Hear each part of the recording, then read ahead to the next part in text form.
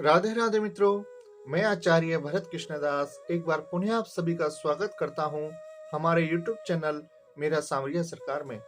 मित्रों, एकादशी व्रत जिसका पुराण, शास्त्र और वेदों में भी वर्णन मिलता है।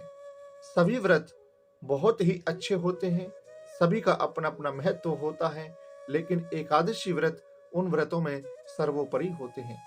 यह व्रत भगवान विष्णु को अत्यधिक प्रिय होता है। जो भी वैष्णव होते हैं इस व्रत को अवश्य करते हैं। मित्रों, वर्ष में 24 एकादशियां प्राय होती हैं। अधिक वर्ष होने पर 2 एकादशियां और बढ़ जाती हैं। इस तरह से 26 एकादशियां होती हैं। मित्रों, सभी लोग एकादशी का व्रत रखते हैं, लेकिन कभी कभार एकादशी व्रत के नियमों की जानकारी ना हो पाने के कारण है व्रत के नियमों का उल्लंघन हो जाता है, जिसकी वजह से उसके फल की पूर्ण प्राप्ति हमें नहीं हो पाती है। तो मित्रों, आइए आज की वीडियो में हम एकादशी व्रत से संबंधित संपूर्ण जानकारी हम प्राप्त करते हैं कि एकादशी के दिन क्या करना चाहिए, क्या नहीं करना चाहिए। इस दिन कौन से भोजन हमें ग्रहण करने चाहिए, कौन से भोजनों को हमें त्याग करना चाहिए, इस दिन व्रत करने का क्या विधान होता है, किस दिन व्रत को प्रारंभ करना चाहिए, किस दिन व्रत का पारण करना चाहिए। इनसे संबंधित संपूर्ण जानकारी आज की वीडियो में हम प्राप्त करने वाले हैं, इसलिए वीडियो को अंत तक देखें। और मित्रों, यदि पहली बार आप हमारे चैनल पर आए हैं तो प्लीज चैनल को सब्सक्राइब भी करें, जिससे मैं जब भी वीडियो कोई अपलोड करता हूं, चाहे वह राम कथा से संबंधित हो, भागवत कथा से संबंधित हो, प्रवचन हो या ज्योतिष से संबंधित कोई वीडियो हो, धर्म से संबंधित अनेक प्रकार की वीडियोस इस चैनल पर अपलोड की जाती हैं। यदि आप सब्सक्राइब करते हैं तो चैनल पर जब भी वीडियो अपलोड की जाएगी तो आपको वह प्राप्त हो सकेगी। आइए जानते हैं एकादशी व्रत में हमें क्या करना चाहिए और क्या नहीं करना चाहिए। मित्रों, सबसे पहले तो मैं आपसे कहना चाहता हूं कि व्रत भूखा रहना नहीं होता है। भूखा रहना तो एक शारीरिक श्रम हो सकता है, व्रत नहीं हो सकता। व्रत का अर्थ होता है अपनी इंद्रियों पर संयम करना, और इंद्रियों पर संयम करके हम अपने मन को प्रभु के चरणों में लगाएं, यही व्रत का भाव होता है। इसलिए इस व्रत में सिर्फ और सिर्फ हमें अपने मुंह पर खाने के लिए कंट्रोल नहीं करना है, बल्कि बोलने में भी हमें कंट्रोल करना है, देखने में भी कंट्रोल करना है, सुनने में भी कंट्रोल करना है। हर तरह से अपनी इंद्रियों का दमन करना है। दमन किस तरह से कि हम बुरा ना देखें, बुरा ना सुने, बुरा ना बोलें, यही हमारे व्रत का भाव होना चाहिए। इसलिए एकादशी के दिन किसी भी तरह से हमें क्रोध नहीं करना चाहिए और मधुर वचनों का ही प्रयोग करना चाहिए।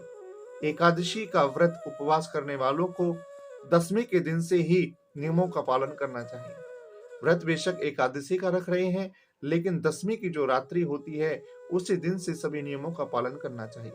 वैसे तो किसी भी वैष्णव को मांस मदिरा का सेवन नहीं करना चाहिए, लेकिन फिर भी किसी कारणवश वह कर रहे हैं, स्थान परिवर्तन या कोई भी कारण हो सकता है, लेकिन और आप उसके साथ साथ एकादशी का व्रत भी रख रहे हैं, तो ध्यान रखें दसवीं की रात्रि से ही हमें मांस, लहसुन, प्याज, मसूर की दाल आदि निषेध वस्तुओं का सेवन हमें कदापि नहीं करने चाहिए, क्योंकि यह भगवान को प्रिय नहीं है। और जो चीज भगवान को प्रिय नहीं, उनके व्रत में हम उनका कैसे इस्तेमाल कर सकते हैं, कैसे उनका प्रयोग कर सकते हैं। इसलिए मित्रों, इन चीजों से हमें परहेज रखना चाहिए। मित्रों, रात्रि को पूर्ण ब्रह्मचर्य का पालन करना चाहिए तथा भोग विलास से हमें दूर रहना चाहिए। मित्रों, एकादशी के दिन प्रातः लकड़ी का दातुन ना करें। नींबू, जामुन, आम के पत्ते लेकर चबा लें और अंगुली से कंठ साफ कर लें। वृक्ष से पत्ता तोड़ना भी वर्जित माना जाता है, अतः स्वयं गिरा हुआ पत्ता ही लेकर के उसका सेवन करें। यदि संभव ना हो तो पानी से कुल्ले कर लें, फिर स्नान आदि करके मंदिर में जाकर के गीता का पाठ करें। पुरोहित जी से गीता का पाठ श्रवण करें। फिर प्रभु के सामने इस प्रकार से प्रण करना चाहिए, संकल्प करना चाहिए, हे प्रभु, मैं आपकी सानिध्य प्राप्ति के लिए यह एकादशी का व्रत कर रहा हूँ। यदि आपके मन में कोई कामना है तो उस कामना को आप संकल्प में बोल सकते हैं कि मेरा ये नाम है। संकल्प कैसे करना चाहिए, इसके लिए मैंने अलग से एक वीडियो बना रखी है, आप उस पर जाकर के भी देख सकते हैं।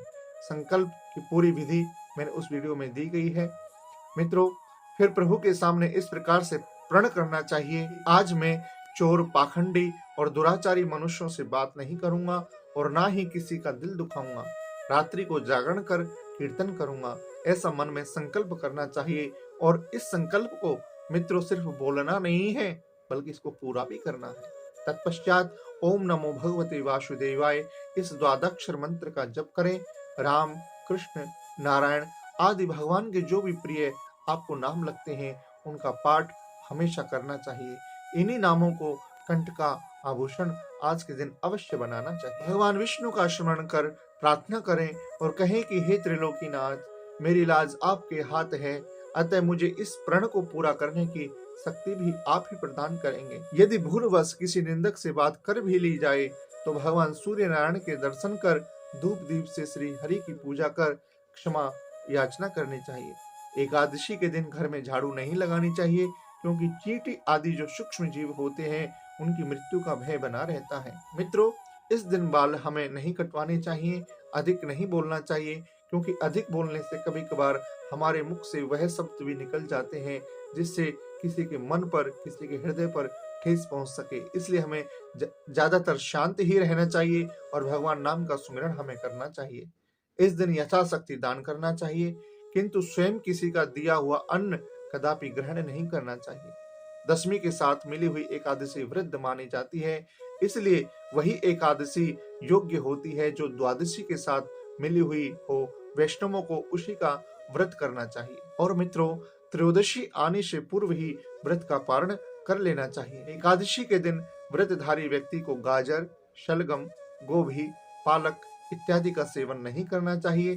केला, आम, अंगूर, बादाम, पिस्ता आदि अमृत फलों का आप सेवन कर सकते हैं। प्रत्येक वस्तु भगवान को भोग लगाकर तथा तुलसी दल छोड़कर ही ग्रहण करना चाहिए, क्योंकि अपनी प्रियतमा तुलसी के बगैर भगवान किसी भी भोग को स्वीकार नहीं करते हैं। इसलिए बड़े भाव से भगवान नाम स्मरण करते हुए एकादशी के व्रत को करना चाहिए। मित्रों, द्वादशी के रहते ही अपने व्रत का पारण कर लेना चाहिए। त्रयोदशी लगने से पूर्व ही और पारण करने से पूर्व ब्राह्मणों को भोजन कराएं, उनको मिष्ठान, दक्षिणा आदि देकर के विदा करें।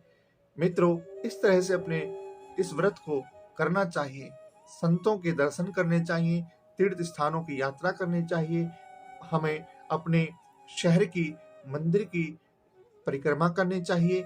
देव स्थानों पर जा सकते हैं, जैसे मथुरा, वृंदावन, काशी, अवंतिका, हरिद्वार आदि ऐसे तीर्थों पर जाकर भी जब हम एकादशी का व्रत करते हैं तो इसका अनंत गुना फल हमें प्राप्त होता है। मित्रों, मेरे द्वारा दी गई जानकारी आपको कैसी लगी है?